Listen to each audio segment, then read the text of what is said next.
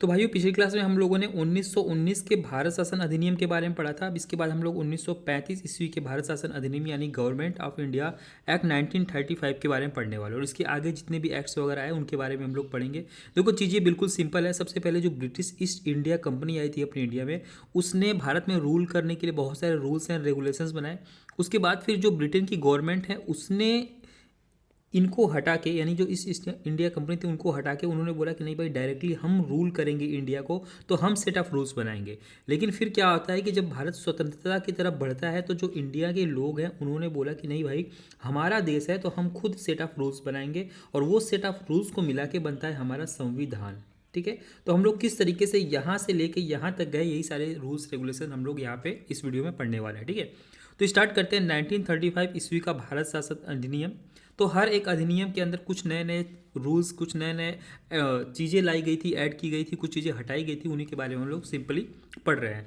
अब देखो जो 1935 ईस्वी का भारत शासन अधिनियम है, इसके अंतर्गत यह अधिनियम साइमन कमीशन की रिपोर्ट पर आधारित है। आपने कई बार सुना होगा कि साइमन कमीशन, साइमन कमीशन। ठीक है, तो एक ईयर है 1927। इस टाइम पे 1927 में ब्रिटेन में इस कमेटी की स्थापना की गई थी, यानी ये जो कमीशन है इसकी स्थापना की गई थी। और 1928 में इस कमेटी को भारत भेजा गया था ताकि भारत में नए नए जो रूल्स हैं वो बनाए जा सके, या फिर भारत में जो भी कमियां हैं उसको देखा जा सके और वो अपनी रिपोर्ट ब्रिटेन को दे।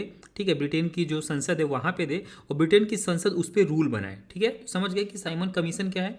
तो यह अधिनियम साइमन कमीशन जो थी उसके रिपोर्ट पर आधारित है, यानी कि उसने कुछ रिपोर्ट दिया था ब्रिटेन संसद को, तो उसके अकॉर्डिंग 1935 का भारत शासन अधिनियम यानी गवर्नमेंट ऑफ इंडियन एक्ट 1935 बना था। ठीक है, बिल्कुल चीज़ें आपको सिंपल मैंने समझा दिया।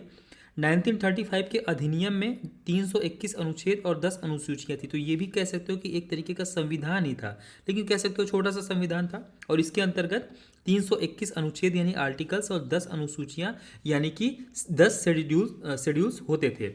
अब इसकी मुख्य विशेषताएं क्या थी 1935 भारत शासन अधिनियम की? अखिल भारत संघ, ऑल इंडिया ऑर्गेनाइजेशन। यह संघ 11 ब्रिटिश प्रांतों, 6 चीफ कमिश्नर के क्षेत्रों और उन देसी रियासतों से मिलकर बनना था। यानी कि इनका प्लान था कि भाई हम भारत को एक अखिल भारतीय संघ बनाएंगे जिसमें 11 ब्रिटिश प्रांत होंगे, 6 चीफ कमिश्नर के क्षेत्र होंगे और कुछ देसी रियासत भी होंगी, जिनको मिला के हम अखिल भारत संघ बनाएंगे। लेकिन ये बनने वाला था, लेकिन फ्यूचर में नहीं बनता है। क्यों नहीं बनता है? देखो यहाँ पे लिखा हुआ है ना कि उन देसी रियासतों से मिलकर बनना था जो स्वेच्छा से देसी रियासतों संघ में सम्मिलित हों। लेकिन क्या होता है कि जो देसी रियासतें थी, यानी कि जहाँ पे भारत के कुछ राजा रूल्स करते थे, उसी को देसी रियासत बोला जाता है। तो उन लोगों ने बोला कि भाई हम संघ में सम्मिलित नहीं होंगे। ठीक है, यहाँ पे आगे कहीं लिखा हुआ भाई कि हम देसी जो रियासतें थी वो संघ में सम्मिलित नहीं हुई और प्रस्तावित संघ की स्थापना संबंधी घोषणा पत्र जारी करने का अवसर ही नहीं आया, यानी कि अखिल भारत संघ बना ही नहीं। ठीक है, तो ये चीज़ तो बिल्कुल फेल हो गई, लेकिन प्रस्ताव था अखिल भारतीय संघ बनाने का 1935 गवर्नमेंट ऑफ इंडिया एक्ट के द्वारा। ठीक है, प्रांतीय स्वायत्तता, प्रोविडेंस ऑटोनॉमी। इस अधिनियम यानी 1935 अधिनियम के द्वारा प्रांतों में द्वैत शासन व्यवस्था का अंत कर उन्हें एक स्वतंत्र और स्वशासित संवैधानिक आधार प्रदान किया गया। अब हमने पढ़ा था कि भाई 1919 में क्या हुआ था, 1919 में प्रांतों में द्वैत शासन प्रशासन जो व्यवस्था है वो लागू की गई थी, और 1935 में जो द्वैत शासन व्यवस्था है उसका अंत कर दिया गया। अगर आपको द्वैत शासन और जो वर्ड्स हैं वो समझ में नहीं आ रहे होंगे तो आप जो क्लास 1 है पॉलिटी की वहाँ देख लेना, मैं चीज़ों को बिल्कुल ईजी वे में समझा रखा हूँ। तो सीरीज से आप चीज़ें चलना, बिल्कुल डेप्थ में चीज़ें चल रही हैं। ठीक है, और आपका कोई भी लाइक की डाउट हो या फिर कोई भी ऐसी चीज़ हो कि यार भैया आपको ये चीज़ शामिल करनी चाहिए जिससे क्लास और भी ज़्यादा बेहतर बन सकती है, तो वो आप कमेंट बॉक्स में ड्रॉप कर देना। ठीक है, और चीज़ों को अगर आप सोचते हो कि यार चीज़ें थोड़ी सी सिंपल और रखनी चाहिए या फिर कुछ कंटेंट एक्स्ट्रा ऐड करना चाहिए या फिर कुछ हमें यहाँ से हटाना चाहिए, तो वो भी आप कमेंट बॉक्स में अपना सजेशन दे सकते हो। ठीक है, अब देखो यहाँ पे केंद्र में द्वैत शासन की स्थापना की गई। इस अधिनियम में विधायी शक्तियों को केंद्र और प्रांतीय विधान मंडलों के बीच विभाजित किया गया। This act divides legislative power between the central and province legislator. इसके तहत ये जो आर्टिकल था 1935 का, इसके तहत परिसंघ सूची, प्रांतीय सूची और समवर्ती सूची का निर्माण किया गया। अब आप सोच रहोगे परिसंघ सूची क्या है, प्रांतीय सूची क्या है और समवर्ती सूची क्या है। देखो परिसंघ सूची का मतलब, संघ का मतलब ही होता है सेंट्रल गवर्नमेंट। ठीक है, मैं इजी वे में समझा रहा हूँ, ठीक है, ताकि आपको समझ में आ जाए। संघ का मतलब होता है सेंट्रल, और प्रांतीय का मतलब समझ सकते हो कि आप स्टेट होता है, और समवर्ती का मतलब होता है जिसपे सेंट्रल गवर्नमेंट और आपकी स्टेट गवर्नमेंट दोनों कानून बना सकती है, दोनों को अधिकार है उस पर कानून बनाने का, या फिर दोनों को उस पर कोई डिसीजन लेने का अधिकार है, वो होता है समवर्ती सूची। ठीक है, तो इसके तहत इन तीन जो सूचियों देख रहे हो इसका निर्माण किया गया।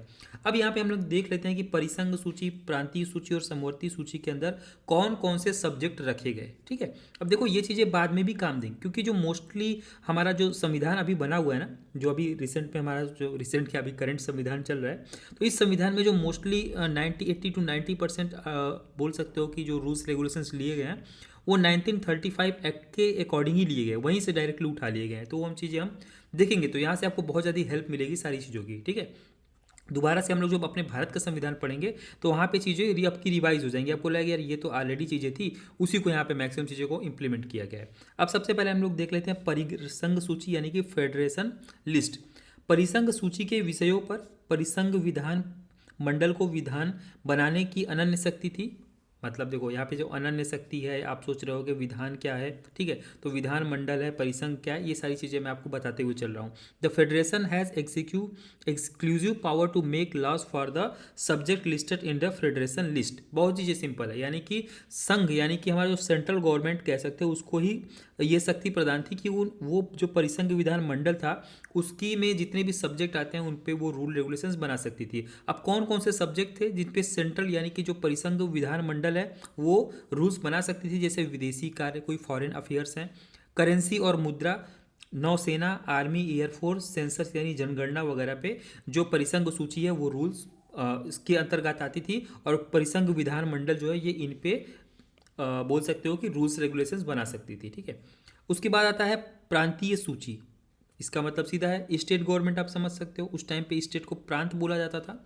तो प्रांतीय सूची के विषयों पर प्रांतीय विधान मंडलों की अनन्य अधिकारिता थी, यानी कि जो प्रांतीय सूची थी उस पे प्रांतीय जो विधान मंडल है वो रूल्स एंड रेगुलेशंस बना सकते थे। इसमें कौन कौन से सब्जेक्ट आते थे, जैसे कि पुलिस आती थी, प्रांतीय लोक सेवा यानी कि स्टेट गवर्नमेंट का जो पब्लिक सर्विस कमीशंस होते हैं वो सारे के सारे, लोक सेवा की बात कर रहा हूँ, लोक सेवा कमीशन की बात नहीं कर रहा हूँ, प्रांतीय लोक सेवा, शिक्षा, इन सब पे प्रांतीय सूची में ये सारे के सारे आते हैं, और इस पे प्रांतीय विधान जो मंडल है वो इस पे रूल्स एंड रेगुलेशंस बना सकती थी। ठीक है, यानी कानून बना सकती थी। समवर्ती सूची इसके बाद आती है जिसमें दोनों के दोनों परिसंघ एवं प्रांतीय विधानमंडल दोनों विधान बनाने के लिए सक्षम थे इस पे। अब इसमें कौन कौन से आते हैं, जैसे दंड विधि और प्रक्रिया यानी कि criminal law and procedures, civil प्रक्रिया सिविल प्रोसीजर्स, विवाह एवं विवाह विच्छेद आदि यानी कि मैरिज एंड डाइवोर्स ईटीसी पे। तो यहाँ पे जो इंग्लिश कुछ वर्ड हैं वो आपको थोड़े से ईजी लग रहे होंगे, इसीलिए मैंने यहाँ पे डुअल जो कंटेंट है वो मैंने प्रोवाइड कर रखा है आपको। ठीक है, विधान शक्तियों से संबंधित विशेष प्रावधान, special provisions related to legislator power. अब यहाँ पे कुछ स्पेशल पावर्स भी थी रिलेटेड टू लेजिस्लेटर। ठीक है, ऊपर उल्लिखित उपबंधों के अधीन रहते हुए किसी भी विधान मंडल को दूसरे की शक्तियों का अतिक्रमण करने का अधिकार नहीं था। मतलब कि जैसे ऐसा नहीं हो सकता कि भाई जो परिसंघ है वो प्रांतीय विधानमंडल का जो कार्य है उसको करने लगा, विधानमंडल का जो सब्जेक्ट है उनको उन पे परिसंघ रूल्स बनाने लगा, ऐसा बिल्कुल नहीं किया जा सकता था। इस 1935 एक्ट में ये सारी चीज़ें लिखी हुई थी। लेकिन यहाँ पे एक अपवाद भी है बोल सकते हो, जो वायसराय द्वारा आपातकाल की उद्घोषणा, यानी जब वो आपातकाल की घोषणा कर देगा वायसराय, उसको किए जाने पर परिसंघ विधान मंडल को प्रांतीय सूची के विषयों में विधान बनाने की शक्ति थी। यानी कि जो सेंट्रल गवर्नमेंट था जब आपातकालीन की घोषणा वायसराय कर देगा तो सेंट्रल गवर्नमेंट जो स्टेट गवर्नमेंट की सूचियां हैं उस पर रूल्स एंड रेगुलेशंस बना सकता था। ठीक है, तो आप देख रहे हो थोड़ी सी स्टोरी फॉर्म में आपको मैं चीज़ें बता रहा हूँ, लेकिन उतना भी ज़्यादा डीप स्टोरी में अगर मैं जाऊँगा तो क्लास भी बहुत ज़्यादा लंबी हो जाएगी। ठीक है, इसी वजह से एवरेज सारी चीज़ें बिल्कुल एवरेज चलेंगी। दो प्रांतीय विधानमंडलों के अनुरोध पर भी परिसंघ विधानमंडल प्रांतीय विषयों पर विधान बना सकती थी। अब देखो, दो प्रांतीय विधानमंडलों, मान लो कि बहुत सारे विधानमंडल थे, बोल सकते हो कि जो स्टेट में आपके विधान सभा होती है ना, विधान सभा होती है, विधान परिषद होती है, तो अगर दो प्रांत के विधानमंडल अनुरोध करेंगे तो जो परिसंघ विधानमंडल है वो प्रांतीय विषयों पर विधान यानी कि रूल्स एंड रेगुलेशंस बना सकती थी। समझ गए, ये बहुत ही ईजी चीज़ें हैं, इसको आप रिलेट करते हुए चलना। नोट, 1935 के अधिनियम के बारे में नेहरू एवं अंबेडकर की उक्ति। अब भाई जो 1935 का एक्ट था उसको लेके जो नेहरू हैं, जवाहरलाल नेहरू और जो भीमराव अंबेडकर साहब थे, इन्होंने कुछ अपने विचार रखे थे। तो जो नेहरू हैं उन्होंने बोला था कि भाई जो 1935 का एक्ट है वो गुलामी का अधिकार पत्र है, यानी कि डीड ऑफ स्लेवरी इसको उन्होंने बोला था, ये वर्ड उन्होंने यूज़ किया था। तो ये कभी कभी पूछता है कि ये वर्ड किसने यूज़ किया था। एक कार जिसमें ब्रेक तो है पर इंजन नहीं है, ये भी वर्ड जो है वो नेहरू जी ने यूज़ किया था 1935 एक्ट के बारे में। ठीक है। संघीय न्यायालय की व्यवस्था, जो 1935 है उसमें एक न्यायालय की व्यवस्था भी की गई। अब देखो आपको अभी लग रहा होगा कि यार ये जो न्यायालय की व्यवस्था है तो ऑलरेडी, लेकिन उस टाइम पे कोई भी न्यायालय वगैरह उस टाइम पे नहीं हुआ करता था, तो ये सारी चीज़ें जो बनाई जाती थी, तो अब ये सारी चीज़ें न्यायालय, न्यायाधीश, सारी चीज़ें बनाई जा रही हैं तो किसी न किसी एक्ट के थ्रू बनाई जाएंगी, किसी न किसी रूल्स एंड रेगुलेशंस के थ्रू बनाई जाएंगी। तो वही जो रूल्स एंड रेगुलेशन है वो है 1935 का एक्ट। तो इसके अंतर्गत एक संघीय यानी सेंट्रल न्यायालय व्यवस्था, न्यायालय की व्यवस्था की गई। इसका अधिकार क्षेत्र प्रांतों तथा रियासतों तक विस्तृत था। अब आपको पता है उस टाइम पे रियासत होती थी, प्रांत होते थे। रियासत मतलब जहाँ वहाँ के लोकल राजा रूल करते थे तो उसको रियासत बोलते हैं, ठीक है। और प्रांत वो होते थे जहाँ पे जो ब्रिटिश लोग हैं वो लोग राज करते थे। तो दोनों प्रांतों और रियासतों दोनों में ही जो संघीय न्यायालय था वो उसका काम होता था। इसमें एक मुख्य न्यायाधीश यानी कि एक चीफ जस्टिस होता था उस न्यायालय में। दो अन्य न्यायाधीश की व्यवस्था भी उसमें की गई थी, यानी कि एक मुख्य न्यायाधीश था और दो अन्य न्यायाधीश की व्यवस्था उसमें की गई थी। न्यायालय से संबंधित अंतिम शक्ति प्रीवी काउंसिल लंदन को प्राप्त है, यानी कि अगर कोई डिबेट होता है और लगता है कि यार इसका कोई फाइनल वर्डिक्ट नहीं निकल पा रहा है, कोई भी ऐसी चीज़ है, तो उसका फाइनल अंतिम जो शक्ति है वो प्रीवी काउंसिल लंदन को प्राप्त है, यानी कि जो लंदन की प्रीवी काउंसिल थी वो उसका ही फैसला अंतिम होता था। ठीक है, ये भारत में था लेकिन इसका जो अंतिम फैसला है, अगर कुछ डिस्प्यूट होता है तो वो चीज़ प्रीवी काउंसिल लंदन उसको फाइनलाइज करती थी। ब्रिटिश संसद की सर्वोच्चता, सुप्रीमेसी ऑफ ब्रिटिश पार्लियामेंट। अब देखो इस अधिनियम में किसी भी प्रकार के परिवर्तन का अधिकार ब्रिटिश संसद के पास था। मतलब कि ये जो 1935 का एक्ट था इसमें कोई भी अगर चेंजेस करने हैं तो जो भारत में, हमने बताया ना भारत में दो व्यवस्था थी, तो ये चेंजेस नहीं कर सकते थे। इसमें कोई भी चेंजेस करने हैं 1935 के एक्ट में तो वो चेंज का अधिकार सिर्फ ब्रिटिश संसद के पास रखा गया था। प्रांतीय विधानमंडल, अब देखो भाई इसीलिए तो जवाहरलाल नेहरू और भीमराव अम्बेडकर ने इसको अलग अलग नामों से बोला था कि भाई ये तो एक ऐसी रेलगाड़ी जिसमें इंजन ही नहीं है, ठीक है। क्योंकि भारत में भाई कानून लागू हो रहा है तो यहाँ के लोग या फिर यहाँ के अकॉर्डिंग ही तो उसमें चेंजेस करने चाहिए ना। अब ब्रिटेन की गवर्नमेंट या फिर ब्रिटेन की जो संसद है उसको क्या पता यहाँ पे क्या प्रॉब्लम आ रही है, उसके अकॉर्डिंग वो एक्ट एंड रूल्स बना रहे हैं, उसमें चेंजेस कर रहे हैं, ठीक है। तो ये सारी चीज़ें थी। भारत परिषद का अंत, अब जो भारत परिषद का अंत भी 1935 एक्ट के दौरान कर दिया गया। इस अधिनियम के द्वारा भारत परिषद का अंत कर दिया गया। सांप्रदायिक निर्वाचन पद्धति का विस्तार किया गया। हमने आपको पिछली बार बताया था कि मुसलमान को मुसलमान वोट दे सकते हैं, कुछ इस तरीके के एक्ट लेके आए गए थे 1919 में, ठीक है। लेकिन जो 1935 है उसमें इसको और भी आगे तक ले जाएगा, यानी कि कुछ और भी ये लोग नए एक्सपेरिमेंट किए। जैसे क्या क्या चीज़ें की इन लोगों ने, संघीय तथा प्रांतीय व्यवस्थापिकाओं में विभिन्न संप्रदायों को प्रतिनिधित्व देने के लिए सांप्रदायिक निर्वाचन पद्धति को जारी रखा गया और उसका विस्तार भी किया गया। जैसे दलित जातियों को भी ऐड किया गया, महिलाओं को, मतलब एक सेपरेट चीज़ें की जा रही है, हर एक तरीके से चीज़ों को क्लासीफाई किया जा रहा है, ठीक है। मजदूर वर्ग तक जो है इन्होंने चीज़ों को, लोगों को क्लासीफाई कर दिया, ठीक है। अन्य प्रमुख विशेषताएं क्या थी 1935 एक्ट की? इस अधिनियम में प्रस्तावना का अभाव था, यानी कि इसमें जो बोलते हैं ना प्रियम्बल है, अपने इंडिया का उद्देश्य है, उद्देश्य स्टार्टिंग में उद्देश्य इसको बोला जाता था, यानी कि इंट्रोडक्शन जो होता था जिससे पता चले कि हमारा जो संविधान है वो कैसा है, उसकी फ्यूचर्स क्या क्या हैं, वो सारी चीज़ें इसमें नहीं थी, यानी कि प्रस्तावना नहीं था 1935 के एक्ट में, ठीक है। मैंने बोला ना कि एक तरीके से मिनी संविधान इसको आप बोल सकते हो 1935 एक्ट को। अब इसके द्वारा यानी 1935 एक्ट के द्वारा बर्मा को भारत से अलग कर दिया गया। तो क्वेश्चन आपसे आ सकता है कि भाई किस एक्ट के द्वारा बर्मा को भारत से अलग कर दिया गया था? तो 1935 एक्ट के द्वारा बर्मा को भारत से अलग कर दिया गया। इसके अंतर्गत देश की मुद्रा और साख पर नियंत्रण के लिए भारतीय रिजर्व बैंक की स्थापना की गई। तो भारतीय रिजर्व बैंक की स्थापना भी 1935 एक्ट के द्वारा की गई थी। इसने मताधिकार का विस्तार किया, लगभग 10% जनसंख्या को मत अधिकार मिल गया। यानी जो 10% जनसंख्या थी वो 1935 एक्ट के अकॉर्डिंग के एक्ट के थ्रू मताधिकार का अधिकार उनको मिल गया, ठीक है।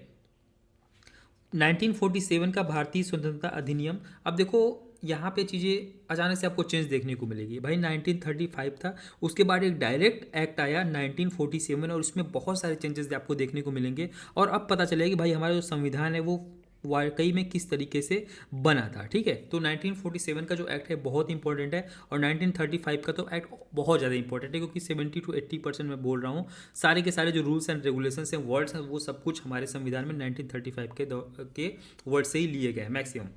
पृष्ठभूमि भाई, 1947 का जो एक्ट था उसमें क्या क्या चीज़ें थी।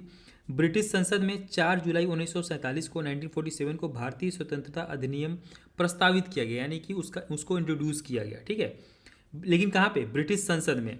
इसमें क्या क्या चीज़ें होने वाली हैं वो सारी चीज़ें हम लोग देखेंगे। जो 18 जुलाई 1947 को स्वीकृत भी हो गया, ठीक है, यानी कि अप्रूव हो गया। इस अधिनियम में 20 धाराएं थीं। ये जो अधिनियम था इसमें टोटल 20 धाराएं थीं, यानी कि जिसको सेक्शंस बोलते हैं। प्रमुख प्रावधान की प्रोविजंस क्या क्या थे।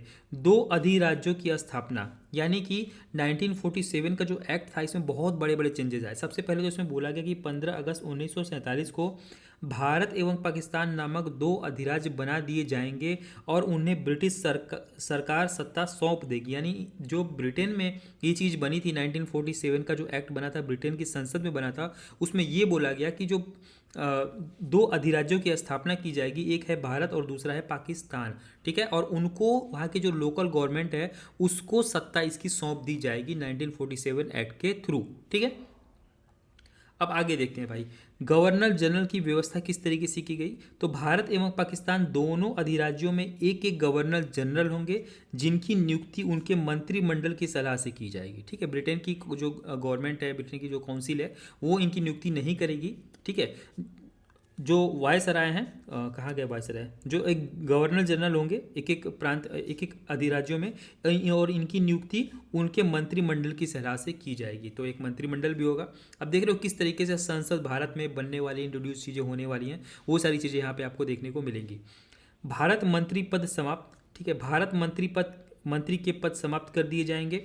1935 के भारत शासन अधिनियम की अस्थायी व्यवस्था, जब तक संविधान सभा द्वारा नया संविधान बनकर तैयार नहीं किया जाता तब तक 1935 के भारतीय शासन अधिनियम के द्वारा ही शासन होगा। ठीक है, अब यहाँ पे जो सबसे इंपॉर्टेंट ब्रेक देखने को आपको मिलेगा कि भाई उस टाइम पे 1947 था, इसमें ये चीज़ बोला गया कि भाई 2 अधिराज्य बना दिए जाएंगे, एक तो है पाकिस्तान और एक है इंडिया, जो कि सबसे बड़ी प्रॉब्लम ये है। ठीक है, अपने इंडिया के लिए। तो ये चीज़ उस टाइम पे इंट्रोड्यूस की गई और बोला कि भाई जब इंडिया बनेगा तो उसके लिए एक बहुत बड़ा संविधान भी तो बनाना पड़ेगा। लेकिन इस संविधान को जब तक तैयार होने में टाइम जितना लगता है ना, तब तक जो 1935 का एक्ट है उसी के according rules and regulations India में फॉलो होंगे। तो ये चीज़ें यहाँ पे बोली गई थी। देसी रियासतों पर ब्रिटेन की सर्वोपरिता का अंत। अभी देखो उस टाइम पे क्या हुआ भाई, 1947 का जो एक्ट आया था उसमें जो ब्रिटेन की गवर्नमेंट है उसने बोला कि भाई जो देसी रियासतें हैं भारत में, ठीक है, या फिर जो अभी पाकिस्तान में आती हैं, ठीक है, वो अगर चाहें तो भारत के साथ भी जा सकती हैं या फिर चाहें तो पाकिस्तान के साथ भी जाती हैं, हमें कोई भी प्रॉब्लम नहीं है। और अपने भावी संबंधों का निश्चय करने की स्वतंत्रता उनको ब्रिटेन गवर्नमेंट ने दे दी। किसको दे दी, देसी रियासतों को, कि आप जिसके साथ चाहो उसके साथ आप जा सकते हो सिंपली। ठीक है, अब भारत का क्षेत्रीय स्वरूप, अब उसके बाद 1947 के बाद भाई भारत का जो क्षेत्रीय स्वरूप है वो किस तरीके से बदला, भारत में कौन कौन से पार्ट आए। ठीक है, अब देखो सिंध है, बलूचिस्तान है, पश्चिमी पंजाब है, पूर्वी बंगाल जिसको बांग्लादेश भी बोलते हो आप, ठीक है, पश्चिमोत्तर सीमा प्रांत और असम के जो सिलहट जिले को छोड़कर बाकी सब भारत का शेष राजनीतिकार भारत को मिल गया। और ये सारे के सारे आप जो जगह देख रहे हो ना, ये भारत से अलग हो गए। ठीक है, और ये चले गए पाकिस्तान में या फिर बोल सकते हो बांग्लादेश में। यहाँ पे नोट लिखा हुआ है कि सिलहट जिले ने भारतीय स्वतंत्रता अधिनियम, सिलहट कहाँ पे है कभी कभी आपसे पूछेगा, तो आपको भरना है भाई असम।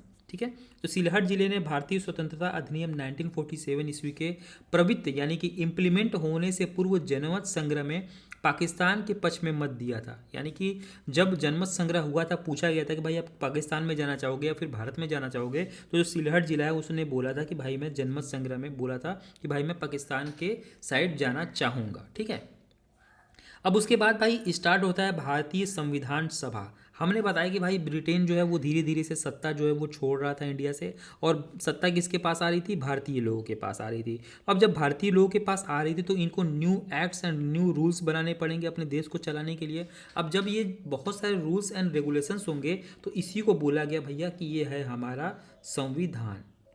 ठीक है, मेरे स्पेलिंग से मत जाना, क्योंकि मैं बोल भी रहा हूँ और लिख भी रहा हूँ, ठीक है। तो संविधान बनाया गया, तो संविधान ऐसे थोड़ी बन जाएगा, कई साल लगे, 2 साल से ज़्यादा संविधान बनाने में लगे। अब संविधान एक इंसान तो बैठ के नहीं बना देगा, उसके लिए बहुत सारे लोगों की ज़रूरत पड़ेगी, और बहुत सारे प्रबुद्ध लोग यानी कि जो ज्ञानी लोग होंगे उनकी ज़रूरत पड़ेगी, ठीक है। और अलग अलग पूरे ऑल इंडिया से लोगों को चुना जाएगा, ठीक है, और लोगों को चुन के ही बनाया जाएगी एक सभा, और वो सभा मिलके बनाएगी हमारा संविधान, ठीक है। तो अब ये सभा कैसी थी, इसमें किन किन लोगों को ऐड किया गया था, कहाँ कहाँ से लोगों को ऐड किया गया था, अलग अलग धर्म से, अलग अलग बोल सकते हो कि स्टेट से लोगों को इसमें ऐड किया गया था। तो यही चीज़ें हमको पढ़नी है भारतीय संविधान सभा में, यानी कि जो भारतीय संविधान सभा है वो संविधान बनाने के लिए एक तरीके से बोल सकते हो कि कमेटी बनाई गई थी, ठीक है। तो उसी को बोलते हैं हम लोग भारतीय संविधान सभा।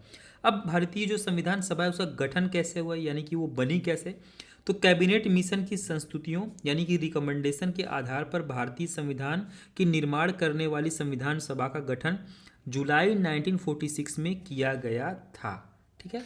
अब यहाँ पे आपको ये जो वर्ड्स है ना भाई, जुलाई 1946 में इस टाइम पे संविधान सभा का गठन किया गया था, लेकिन किसके रिकमेंडेशन पे, कैबिनेट मिशन के रिकमेंडेशन पे। कैबिनेट मिशन के सदस्य, अब कैबिनेट मिशन भाई में कौन कौन लोग थे, तो sir Stafford Cripps, Lord Pethick Lawrence तथा ए.बी. अलेक्जेंडर, इन तीनों का नाम आप अच्छे से याद करने लगा, Cripps, Lawrence, Alexander, Cripps, Lawrence, Alexander, ये 3 लोग थे जो कि कैबिनेट मिशन में शामिल थे, और इन्होंने रिकमेंड किया था कि भारतीय संविधान की निर्माण करने वाली संविधान सभा का गठन किया जाए, और ये गठन जुलाई 1946 में कर दिया गया था। अब यहाँ संस्तुतियों, बहुत सारे ने बोला था कि भाई ये बहुत टफ टफ वर्ड्स आते हैं, तो भाई संविधान में काफ़ी टफ वर्ड्स हैं। यहाँ संस्तुतियों का अर्थ होता है कैबिनेट मिशन द्वारा दिए गए सुझाव जिसके आधार पर संविधान सभा बनाई गई, यानी कि रिकमेंडेशन भी इसको इंग्लिश में बोलते हैं, ठीक है।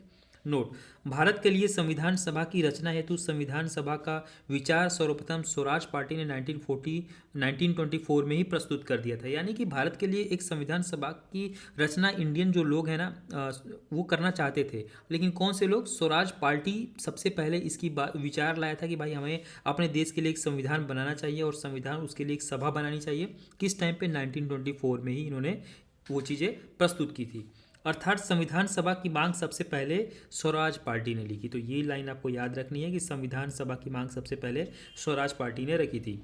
संविधान सभा की संरचना, ये संविधान सभा है ना, आप सोच रहे हो भाई ऐसा क्या था इसमें कि यार संविधान सभा हमको बार बार पढ़ना पड़ रहा है। तो देखो, संविधान सभा बहुत इंपॉर्टेंट है, क्योंकि इसी ने ही हमारे संविधान की बोल सकते हो कि रचना की थी और संविधान को बनाया था पूरा का पूरा। तो कैसे कैसे बना था, कौन कौन से लोग थे, कितने लोग थे उसमें, किस तरीके से चुना गया था, उसके अध्यक्ष कौन थे, ठीक है, ये सारी चीज़ें हम लोग पढ़ने वाले हैं, और किस तरीके से पूरा का पूरा संविधान बना था।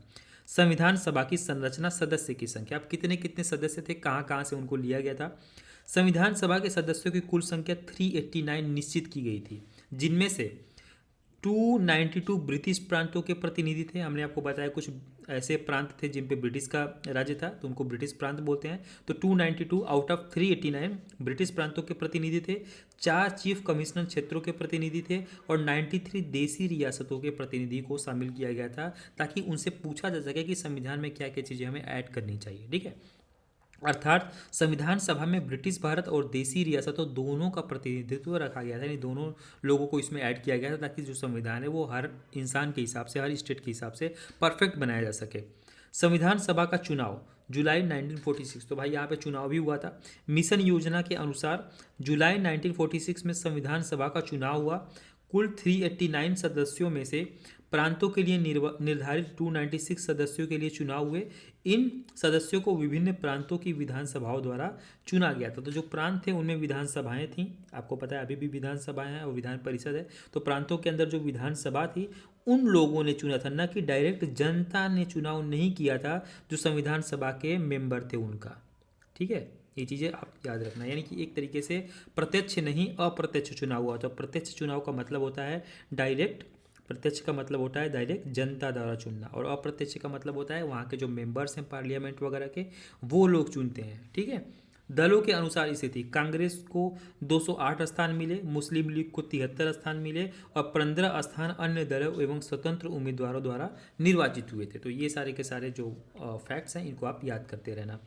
संविधान सभा की प्रथम बैठक हुई कि भाई चलो अब चल स्टार्ट करते हैं संविधान बनाना। तो पहली बैठक हुई कि चलो किस तरीके से संविधान बनाना है, क्या क्या चीज़ें ऐड करनी है, क्या क्या करना है। तो पहली बैठक हुई। तो पहली बैठक कब हुई थी, क्या क्या चीज़ें हुई थी, वो सारी चीज़ें हम लोग देख लेते हैं। 9 दिसंबर 1946 जुलाई में सारी चीज़ें स्टार्ट हुई थी। अभी हो गया है भैया यहाँ पे दिसंबर, यानी कि बीत चुके हैं लगभग 6 महीने, 5 महीने, ठीक है। तो 5 महीने बाद संविधान सभा की प्रथम बैठक हुई 9 दिसंबर 1946 को। संविधान सभा की प्रथम बैठक कहाँ पे हुई, नई दिल्ली स्थित कौंसिल चेंबर के पुस्तकालय भवन में प्रथम बैठक हुई थी संविधान सभा की। सभा के सबसे बुजुर्ग सदस्य डॉक्टर सच्चिदानंद सिन्हा को सभा का अस्थायी सदस्य चुना गया, यानी बाद में उनको चेंज कर दिया गया था। अस्थायी अध्यक्ष का अर्थ है प्रारंभिक बैठक के लिए किसी न किसी को तो अध्यक्ष चुनना ही पड़ेगा, ठीक है। मुस्लिम लीग की भूमिका, अब आपने देखा कि जो मुस्लिम लीग है उसकी क्या भूमिका थी यहाँ पे। तो मुस्लिम लीग ने इस बैठक का बहिष्कार किया और पाकिस्तान के लिए बिल्कुल अलग संविधान सभा की मांग प्रारंभ कर दी, ठीक है। तो भाई जो मुस्लिम लीग थी उन्होंने बोला कि भाई भारत के लिए आप जो रूल एंड रेगुलेशन बना रहे हो ना, वो ना चल पाए, ठीक है। हमारे पाकिस्तान के लिए एक अलग रूल एंड रेगुलेशन होना चाहिए, हमारा अलग एक संविधान होना चाहिए, ठीक है। हमको ये चीज़ मंजूर नहीं है। तो जो मुस्लिम लीग है उसने बहिष्कार कर दिया और बोला कि पाकिस्तान के लिए बिल्कुल अलग संविधान सभा हम लोग बनाएंगे, ठीक है, और वहाँ पे हम लोग अपना रूल्स एंड रेगुलेशंस बनाएंगे। अर्थात मुस्लिम लीग ने भारत की संविधान सभा से अलग पाकिस्तान के लिए अलग संविधान सभा की मांग की। नोट, हैदराबाद एक ऐसी देसी रियासत थी जिसके प्रतिनिधि संविधान सभा में सम्मिलित नहीं हुए थे। ये चीज़ आप अपने माइंड में बैठा लेना। संविधान सभा में प्रतिनिधित्व का आधार, अब किस तरीके से संविधान सभा में लोगों को लाया गया था उसका भी तो बेस होना चाहिए भाई, कि आप कैसे उठा के लेके आ रहे हो। प्रांतों या फिर देसी रियासतों को उनकी जनसंख्या के अनुपात में संविधान सभा में प्रतिनिधित्व दिया गया। अब भाई देखो, मान लो कि अपने इंडिया है, ठीक है, 28 स्टेट्स हैं, जस्ट इमेजिन करते हैं सारी चीज़ें। 28 स्टेट्स थे, उसमें से 14 लोगों से ज़्यादा लोगों को बुलाया गया, ठीक है, ज़्यादा लोगों को बुला दिया गया, और बाकी जो 14 लोग हैं उनको ज़्यादा वैल्यू ही नहीं दी गई, ठीक है। और यहाँ पे जबकि जनसंख्या, मान लो कहीं जनसंख्या 100 है, वहाँ से 1 लोग को उठाया गया, कहीं पे जनसंख्या 50 है, वहाँ पे 10 लोग को उठा लिया गया। तो ये चीज़ गलत है ना। इस वजह से उसका एक रेशियो था कि साधारणतः 10 लाख की आबादी पर एक स्थान का आवंटन किया जाना था उस टाइम पे, ठीक है। आवंटन मतलब एलोकेशन। तो इस तरीके से संविधान सभा कुछ गठन हो रहा था। संविधान सभा की प्रमुख समितियां, उनके अध्यक्ष, आपने कई बार सुना होगा भाई, समितियां हैं, संचालन समिति, संघीय संविधान समिति, प्रांतीय संविधान समिति। तो ये समिति है क्या एक्चुअली। तो भाई देखो, कोई भी अगर कंपनी होती है तो कंपनी में बहुत सारे डिपार्टमेंट होते हैं कि भाई इस डिपार्टमेंट का ये काम है, इस डिपार्टमेंट का ये काम है, इस डिपार्टमेंट का ये काम है। तो इसी तरीके से जो हमारा संविधान बनना था उसमें अलग अलग लोगों को अलग अलग कार्यभार दिया गया, जिससे मतलब ये हो सके कि भाई आपको ये काम दिया गया, आप ये काम करो, आप इस पे रूल्स एंड रेगुलेशंस बनाओ, आप प्रांतों को देखो, आप कुछ और काम देखो, आप कुछ और काम देखो, ठीक है। आप संघ शक्ति समिति देखो, आप प्रारूप का मतलब है आप इसका पूरा पूरा ड्राफ्ट तैयार करो कि भाई किस तरीके से संविधान हमारा बनना चाहिए, उसको आप ड्राफ्ट प्रिपेयर करो। कुछ लोगों को मौलिक अधिकार और अल्पसंख्यकों संबंधी कुछ परामर्श से संबंधित रिलेटेड सब्जेक्ट दे दिया गया, ठीक है। तो इस तरीके से सबको अलग अलग कार्य दिया गया, तो उसी को बोलते हैं हम लोग समिति, ठीक है। अब संचालन जो समिति है इसको इंग्लिश में ये बोलते हैं भाई स्टीयरिंग कमेटी, ठीक है। तो संचालन समिति के जो अध्यक्ष थे वो थे डॉक्टर राजेंद्र प्रसाद। ये सारे क्वेश्चंस पूछते हैं, बहुत इंपॉर्टेंट है, स्क्रीनशॉट आप ले सकते हो। संघीय संविधान समिति के अध्यक्ष थे पंडित जवाहरलाल नेहरू। प्रांतीय संविधान समिति के अध्यक्ष थे सरदार वल्लभ भाई पटेल। इसीलिए इनको स्टैचू ऑफ यूनिटी बनाई गई, क्योंकि ये प्रांतीय यानी कि जितने भी प्रांत हैं उनको यूनाइट करने का काम इन्होंने किया था, सरदार वल्लभ भाई पटेल ने। प्रारूप समिति के अध्यक्ष थे डॉक्टर भीमराव अंबेडकर। इसीलिए इनको बुलाया था कि इनका संविधान बनाने में सबसे ज़्यादा महत्व था, क्योंकि इन्होंने प्रारूप यानी कि पूरा का पूरा ड्राफ्ट ही बना दिया था, ठीक है। संघ शक्ति समिति के अध्यक्ष थे पंडित जवाहरलाल नेहरू। इनको टोटल 2 जगह आपको देखना पड़ेगा। मौलिक अधिकार और अल्पसंख्यकों संबंधित परामर्श समिति के अध्यक्ष थे सरदार वल्लभ भाई पटेल। इनको भी 2 जगह दिया गया था। राष्ट्रध्वज संबंधित तदर्थ जो समिति थी इसके अध्यक्ष थे डॉक्टर राजेंद्र प्रसाद। तो टोटल 7 समितियां यहाँ पे आपको देखने को मिलेंगी, और 2 यहाँ पे आपको उप समिति भी देखने को मिलेंगी, यानी इसी के अंदर 2 और भी समिति देखने को मिलेंगी, ताकि चीज़ें थोड़ी सी आसान की जा सके। जैसे कि मौलिक अधिकार जो उप समिति थी उसके अध्यक्ष थे जेवी कृपलानी, और अल्पसंख्यक जो उप समिति थी उसके अध्यक्ष थे AC मुखर्जी, ठीक है। तो आपको यहाँ पे समितियाँ समझ में आ गई और उप समिति भी समझ में आ गई। चीज़ें मैं आपको, आप मुझे कमेंट करके ज़रूर बताना कि आपको चीज़ें समझ में आ रही हैं सिंपली या फिर नहीं, ओके। अदरवाइज़ हम चीज़ों को चेंज करेंगे, जो भी आपको चेंजेस लगते हैं वो आप कमेंट बॉक्स में बता सकते हो। कैबिनेट मिशन के प्रस्ताव पर गठित अंतरिम मंत्रिमंडल। अब देखो यहाँ से जो ब्रिटिश गवर्नमेंट है वो जा रही थी, तो इंडिया की जो गवर्नमेंट है उसको भी तो फॉर्म करोगे भाई। संविधान तो हम लोग बना रहे थे, लेकिन संविधान बनने के साथ साथ ठीक है हमारे इंडिया में गवर्नमेंट भी तो चलाना था, तो गवर्नमेंट चलाना था, लेकिन अब उस टाइम पे अभी जो संविधान बना ही नहीं, अभी सारी चीज़ें अच्छे से इंप्लीमेंट हुई नहीं है। ठीक है, अब जब संविधान बनेगा तभी तो सारे रूल्स एंड रेगुलेशंस बनेंगे, और जब रूल्स एंड रेगुलेशंस बनेंगे तभी तो चुनाव होंगे। लेकिन ये जो परमानेंट चुनाव होना था उससे पहले एक बोल सकते हो कि टेम्प्रोरी मंत्रिमंडल बनाया गया, यानी कि सबको एक एक बोल सकते हो कि कार्यभार दे दिया गया, ताकि अपना जो इंडिया है भारत है वो किसी तरीके से कुछ टाइम तक चलता रहे, जब तक हमारा संविधान पूर्णतः बन के तैयार नहीं हो जाता है। तो उसी को बोलते हैं अंतरिम मंत्रिमंडल, या फिर इसको बोल सकते हो टेम्प्रोरी मंत्रिमंडल। तो इसमें किसको क्या क्या कार्यभार दिया गया था वो सारी चीज़ें हम लोग देख लेते हैं।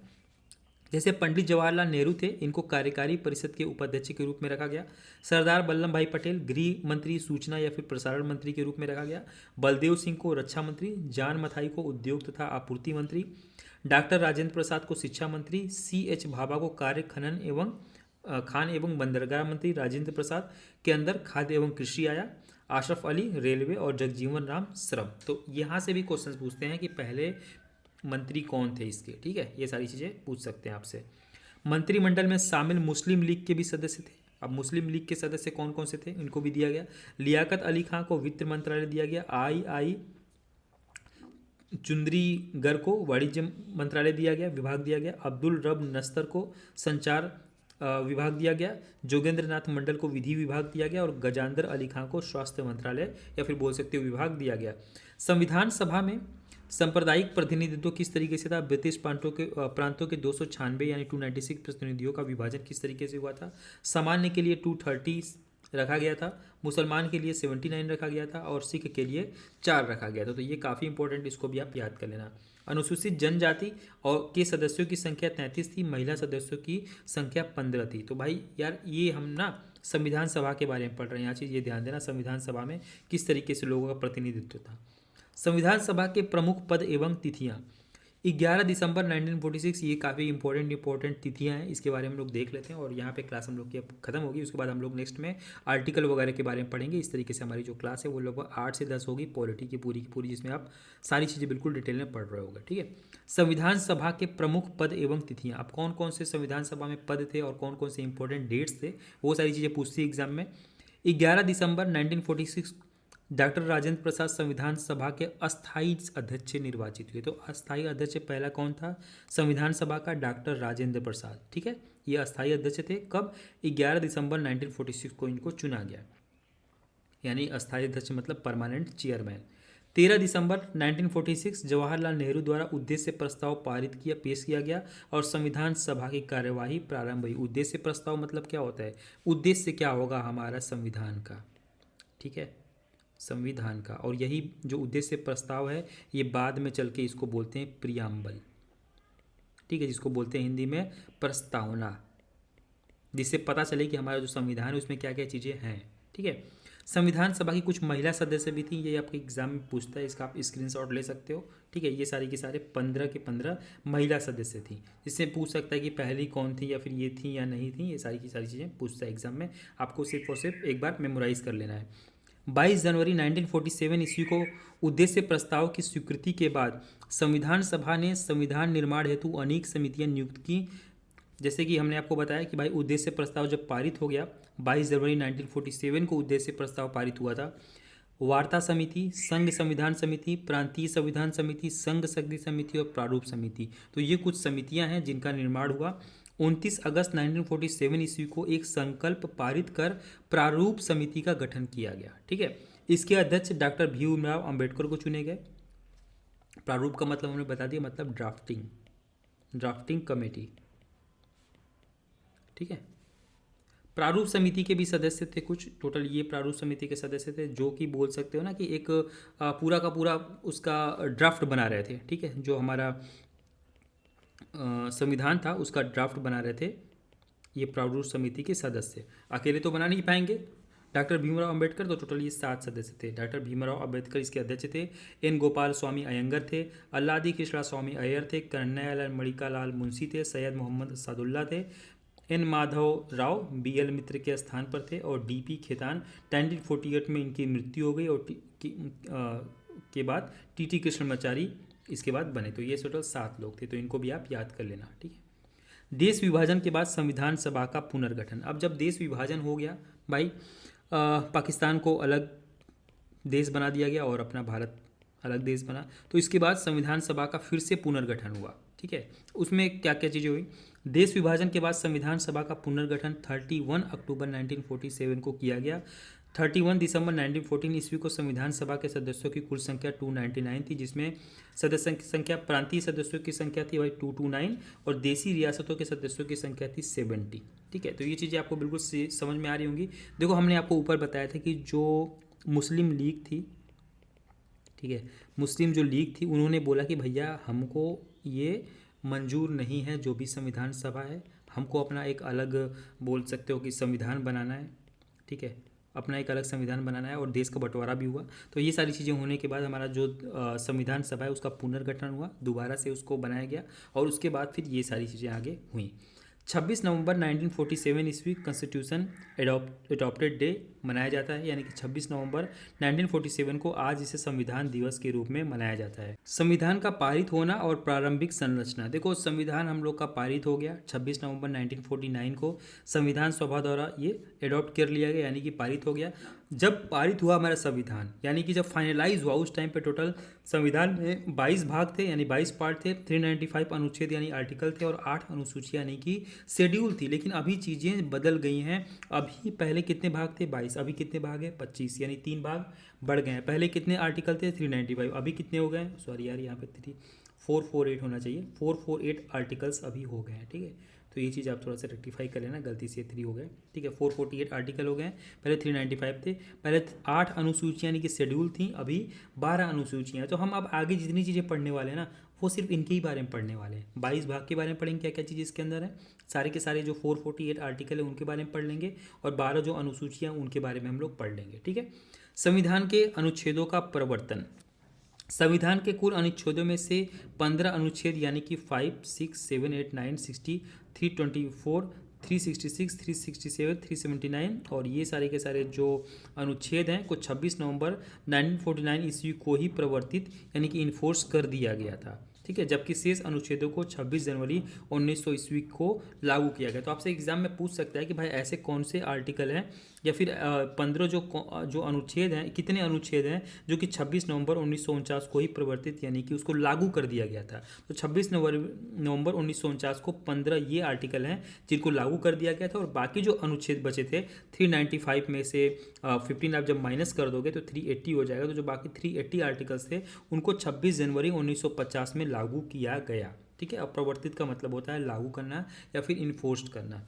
संविधान सभा की अंतिम बैठक भी हुई भाई, संविधान सभा बनी वो हमने पढ़ा। अब संविधान सभा की अंतिम बैठक के बारे में भी हम लोग पढ़ लेते हैं। संविधान सभा की अंतिम बैठक 24 जनवरी 1950 को हुई। उसी दिन संविधान सभा के द्वारा डॉक्टर राजेंद्र प्रसाद को भारत का प्रथम राष्ट्रपति चुन लिया गया। तो पहले ये अध्यक्ष थे संविधान सभा के, परमानेंट अध्यक्ष थे, उसके बाद इनको राष्ट्रपति चुन लिया गया, ठीक है। भारत का प्रथम राष्ट्रपति इनको चुन लिया गया। संविधान सभा का अंतरिम संसद के रूप में कार्य। संविधान सभा 26 जनवरी 1950 से 1951-52 में हुए आम चुनावों के बाद बनने वाली नई संसद के निर्माण तक भारत का अंतरिम संसद के रूप में काम करती रही। मतलब जब तक भी चुनाव नहीं हुआ तब तक जो संविधान सभा थी वही कार्य करती रही। भारत के बोल सकते हो कि यहाँ पे जो मंत्री वगैरह थे वो यहाँ से ही डायरेक्टली काम करते गए। संविधान सभा द्वारा किए गए कुछ अन्य महत्वपूर्ण कार्य। अब संविधान सभा कौन कौन से इंपॉर्टेंट कार्य किए थे जो फाइनलाइज हुआ, यानी कि बोल सकते हो जो कि भारत में देखने को मिला, वो थे राष्ट्रमंडल में भारत की सदस्यता का सत्यापन मई 1949 में, राष्ट्रीय ध्वज को अपनाया गया उसी टाइम पे 22 जुलाई 1947 को। ये सारे जो डेट्स हैं ना वो याद रखना। राष्ट्रगान को कब अपनाया गया 24 जनवरी 1950। तो भाई यहाँ पे एक चीज़ याद रखना है आपको अच्छे से कि राष्ट्रीय ध्वज को कब अपनाया गया था 22 जुलाई 1947 और राष्ट्रगान को कब अपनाया गया था 24 जनवरी 1950 को। 26 जुलाई 1947 को गवर्नर जनरल ने पाकिस्तान के लिए पृथक संविधान सभा की स्थापना की घोषणा की, ठीक है। तो ये हमारी जो क्लास है वो ख़त्म हुई 26 जनवरी 1947 को। पाकिस्तान जब अलग हो गया वहाँ पे हम लोग अपनी क्लास जो है वो ख़त्म करते। इसके बाद हम लोग आर्टिकल्स वगैरह पढ़ेंगे, ठीक है, और किस तरीके से संविधान संशोधन सारे के सारे पढ़ेंगे, ठीक है। तो समथिंग 4 से 6 क्लासेस और पॉलिटी की आएंगी, थोड़ी सी डेप्थ में आएंगी। तो आप मुझे कमेंट करके बताना कि आपको क्लास कैसी लगी, और धीरे धीरे आपको इम्प्रूवमेंट क्लासेस में देखने को मिलेगा। और यहाँ पे कुछ लास्ट में जो 2-3 पेज हैं वो इंग्लिश में नहीं है, लेकिन आपको जो पीडीएफ या फिर आपको जो लाइक की सीट मिलेगी उसमें इंग्लिश एडेड रहेगा, ठीक है। चलो मिलते हैं नेक्स्ट वीडियो में। जय हिंद, टेक केयर। और हाँ, एक चीज़, आप टेलीग्राम को ज्वाइन करना मत भूलना, वहाँ पे आपको सारे इन्फॉर्मेशन पीडीएफ्स वगैरह मिलते रहते हैं। और कोई भी आपके सजेशन हो तो आप कमेंट बॉक्स में ड्रॉप कर देना।